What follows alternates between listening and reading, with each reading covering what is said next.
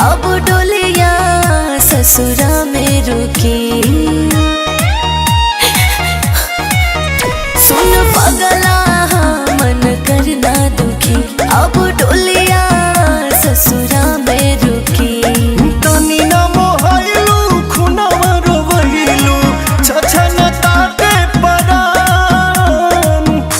जातारू फगुआ के रंग के फीका फीका कइलू ए जान। कहवा से सिखलू दिलवा तोरे के तरीका ई का कइलू ए जान।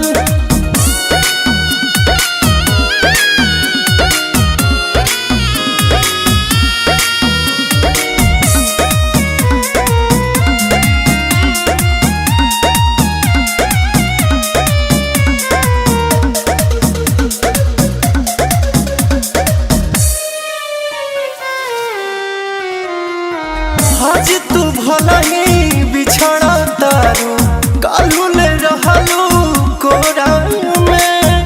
कैसे दोसरा कैसे नूरा सजल तोहरा सिंहोरा में।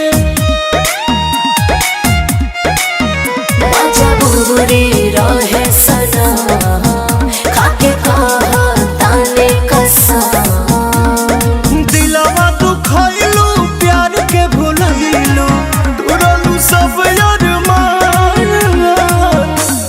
जातारू